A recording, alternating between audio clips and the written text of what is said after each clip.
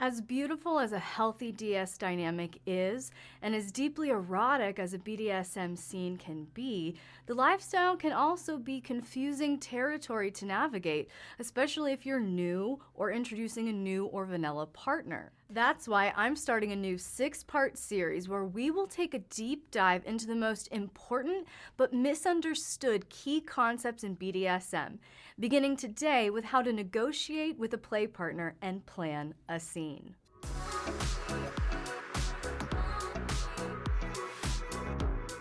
If you're new to this channel, hello and welcome. I'm Miss LX and I'm so glad you're here because not only are we breaking down the differences between BDSM scene negotiation and planning, but I've created an exclusive new Patreon resource just for you.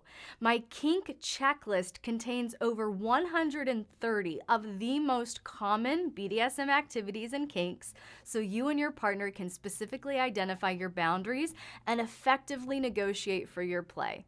Just go over to patreon.com/lxerotica to get instant access. I've found in my one-on-one sessions that many dominants have questions surrounding negotiation, planning, and how to do both effectively. So to begin, let's simply define both of those terms. Essentially, negotiation is what am I allowed to do, whereas planning is what am I going to do. And as a dominant or top, you need both sets of questions answered to lead an effective scene. So let's start with the first question. What am I allowed to do? Now, if you've watched many of my previous videos, you've likely heard me explain the playground experiment, at least in part, because this is so crucial to the proper execution of a BDSM scene. So basically, a team of landscape architects conducted a study to observe the physical and psychological influences of having a fence around a playground and how its consequent effects would impact preschool children. By observing teachers and their students on the playground surrounded by a fence and on a comparable playground with no fence, the researchers found a striking difference in how the children interacted in the spaces. On the playground without a fence, the children tended to gather close to the teacher and stay very close to her. They were really reluctant to stray, to explore from the middle, from the teacher. But on the playground that was fenced in, the children ran all around the playground. They felt free to explore. They ran right up to the fence line, stuck their little hands through, okay? And the researchers concluded that with a boundary, in this case the fence, the children felt more at ease exploring the space. Well, the exact principle applies to dominants and tops in considering a BDSM scene. The more knowledgeable and confident you are about your submissive or bottoms boundaries, the more confident and empowered you'll be to fully explore. Why? A lack of fear. You're not ambiguously approaching a scene unsure of what your submissive may find violating. Thorough negotiation builds the fence surrounding your play. So the next question is, what are the 4 main walls that comprise an effective kinky fence line? Well, the first is hard and soft limits for all parties involved. Hard limits are those things that you will never ever tolerate and would find uncomfortable, violating, or even traumatizing, okay? Soft limits are those things that you currently don't consent to, but maybe with more time, experience, or within a different context, these things may be reconsidered.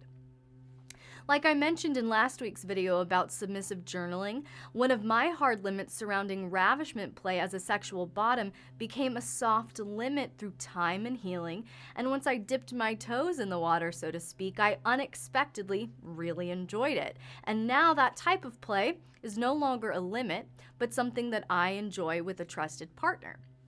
Now, I still have other hard limits in place that make me feel secure and empowered if I choose to bottom for that type of play. But that scene style did move out of the hard limit column, and that is actually very natural for healthy BDSM exploration. Your limits will expand, they will change as you explore and as you grow.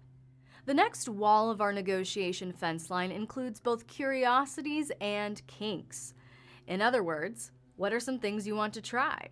What scene styles or DS roles would you like to explore?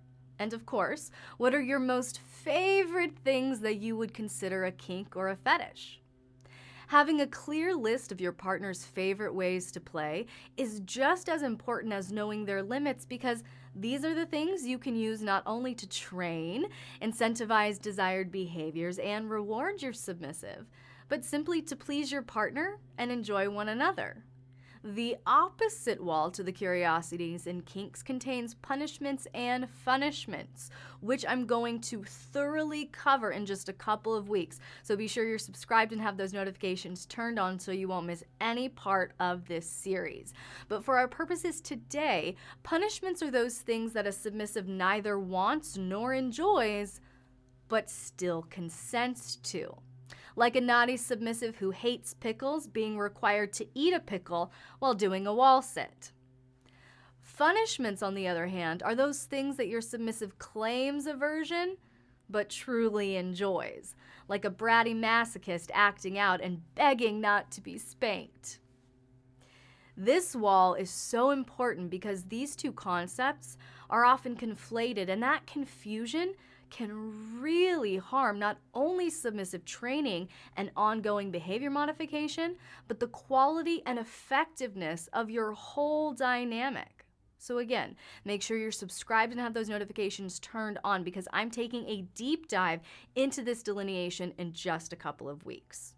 The final part of our fence line includes the all-important list of triggers for all parties involved. And this includes triggering words, actions, and even parts of the body. If not included within limits, this is the space to note any forms of address, specific words or phrases, actions, or parts of the body that would cause psychological harm if spoken, if done, or if stimulated. As a dominant, I don't necessarily shy away from a trigger, previously known or not. And I actually told this story in last week's live Q&A, episode 43, about some play that I was doing with my submissive, and I found an unexpected trigger in the scene, and how my submissive and I maneuvered that within the scene, how I leaned into that trigger, how I maneuvered that. And so I'll link that video in the description if you want to check it out. But my point is that I don't avoid a submissive's trigger. I lean into it within the confines of their limits, dominating that trigger, proving to my submissive just how safe and protected and held they are, just how in control I am, showing them it's not only possible but pleasurable to release that trigger in my presence is a delicious facet of domination for me. But now we move on to the planning process. As dominants, we're essentially saying, I know exactly where I can go. I know exactly what I'm allowed to do. So, what do I want to do with the information I have? How do I want to play on the playground?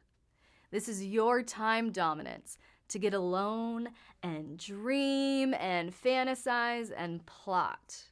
But in order to do so, you have to give yourself permission to pursue pleasure.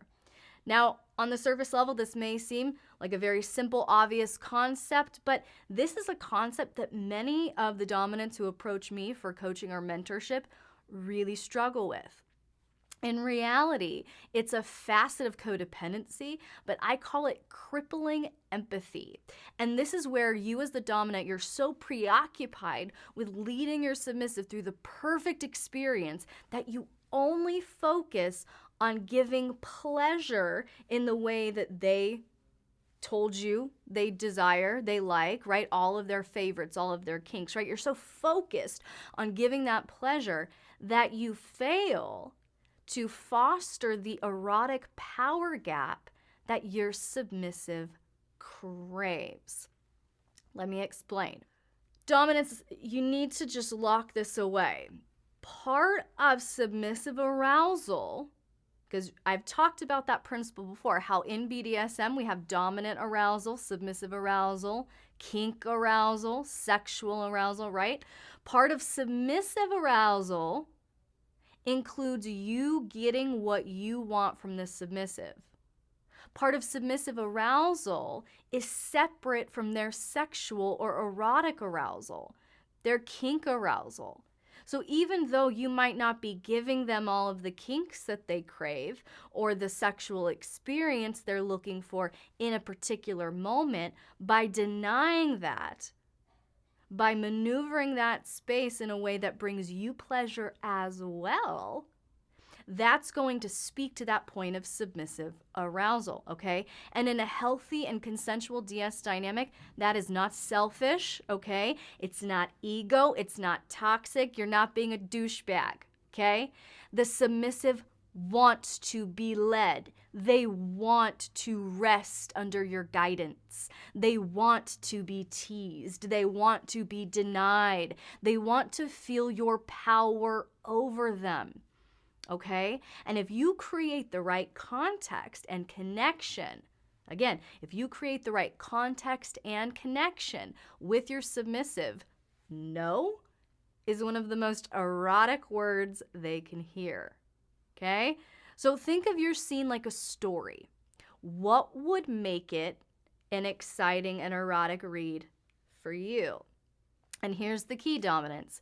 Choose just a couple of elements to focus on and build your scene around that, okay? So many dominants I've worked with feel like they must use all of their toys in a single scene. I had a dominant tell me that she was doing a spanking scene at a play party and she was so new and so nervous.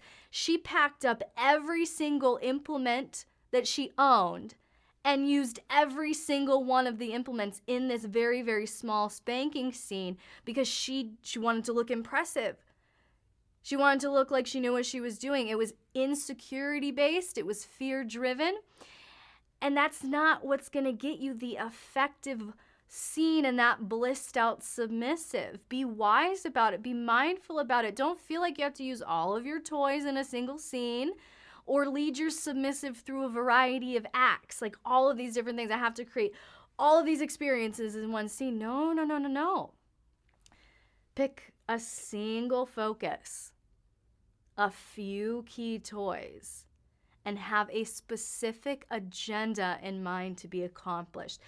The simpler, the better, until you feel so confident that adding more elements becomes second nature. It doesn't get you in your head. Okay, so I hope this helped bring some clarity to your negotiation process and scene planning. And again, if you want to grab my new kink checklist with over 130 of the most common BDSM activities so you and your partner can specifically identify your boundaries and effectively negotiate for your play, just go over to patreon.com/LXerotica to get instant access. And I will see you next week as we break down the differences between domination and submission versus topping and bottoming.